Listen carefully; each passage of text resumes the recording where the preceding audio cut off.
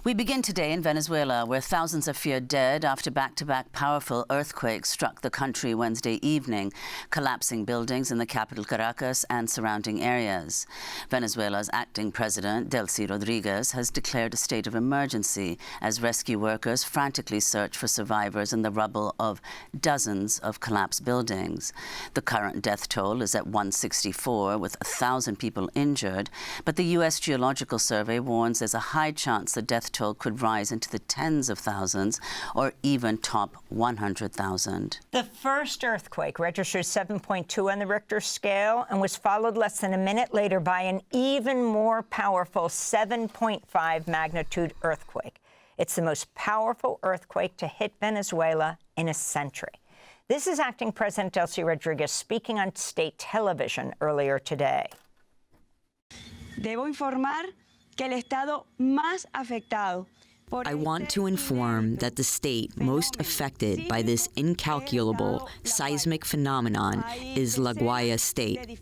There are dozens of collapsed buildings, and we are at this moment working very hard in rescue operations to save the lives that God permits us to save. On Wednesday night, Caracas resident Avilio Gonzalez returned home to find his building completely destroyed. Fortunately, my family, my wife, my granddaughter, and I were out of the apartment building. When we got back, we saw it was completely destroyed. Luckily, the neighbors managed to save their lives, too. What can I say? How many families are going to end up like this, with destroyed buildings in Caracas? Another Caracas resident, Maria Alejandro, was inside a building when the quakes hit. I was here when I managed to get dressed. He helped me, and all the walls were cracked. We managed to open the door however we could. There was a cloud of smoke that wouldn't let us see, and when we went downstairs, the scene was like a horror movie. For more, we're joined by Alejandro Velasco, associate professor at New York University, where he's a historian of modern Latin America. Velasco is a former executive editor of NACLA Report on the Americas, author of Barrio Rising, Urban Popular Politics, and the Making of Modern Venezuela. He was born and raised in Venezuela, has been in touch with his friends and family there. Thanks so much for joining us as you drive here in the United States. What is the latest you've heard, Alejandro? So much for having me and for keeping track of this story. I mean, the latest is, of course, that things are fast moving, and my friends and family there are just in a state of shock. You know, not only for the images that we're seeing, but just like the utter devastation on top of what has already been a really, difficult 6 months in Venezuela and more. And so, it's the source of concern. People are desperately trying to find loved ones. There's also, of course, folks, so many Venezuelans are abroad who are trying to get in touch with their loved ones in Venezuela and are having a hard time doing so. It took me about 45 minutes to get a hold of my dad, who is about an hour and a half west of Caracas. Thankfully, he's safe. But what we're hearing now is that people are just completely in shock and are desperately trying to find out any news about their loved ones and relatives. And Alejandro, how prepared is Venezuela in general for seismic activity, given its location? It is especially vulnerable. That's correct. The last major earthquake to hit the capital region was in 1967. At the time, there was upwards of 300 fatalities and over 1,500 injured. Buildings collapsed. This is, as Amy mentioned, the strongest earthquakes have been recorded in over 100 years. And so in terms of preparation, yes, Venezuela, especially in that coastal range region, is not unprepared for seismic events. But of course, the infrastructure and the security apparatus, but also just in terms of the personnel, because of the economic and political crisis that we've had in Venezuela for so long, especially for something of the scale that we're seeing right now, it's no match for the devastation.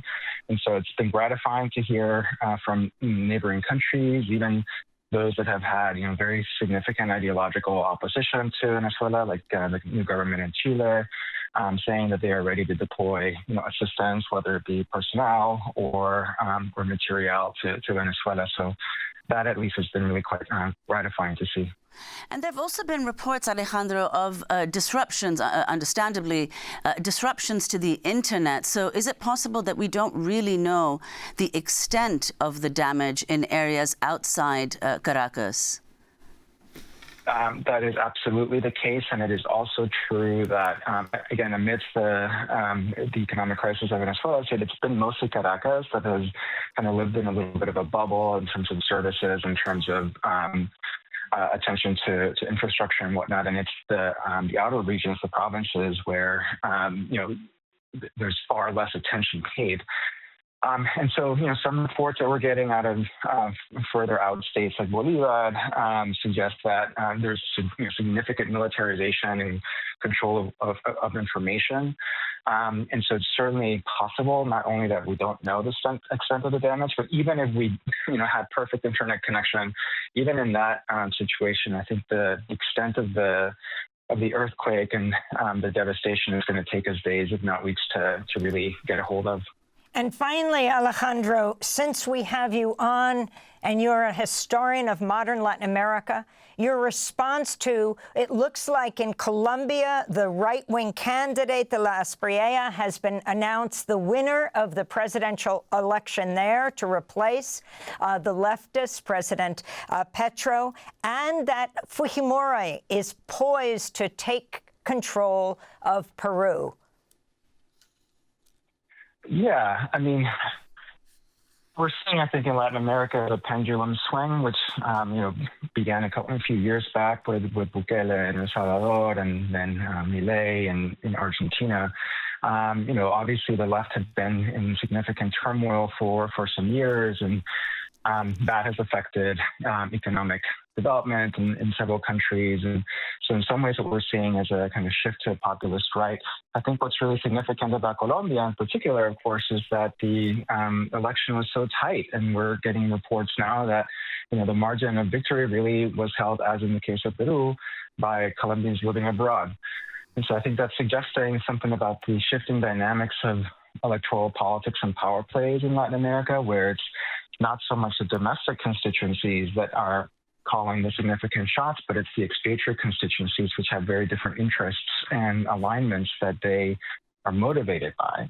And of course, in the case of Colombia, the closeness of the election also suggests that it's going to be, even beyond the pendulum swing from the left to right, it's already going to be extremely difficult to govern in a situation where the incoming president has such a narrow mandate of victory. Thanks for watching Democracy Now! On YouTube. Subscribe to the channel and turn on notifications to make sure you never miss a video. And for more of our audience-supported journalism, go to democracynow.org, where you can download our news app, sign up for our newsletter, subscribe to the daily podcast, and so much more.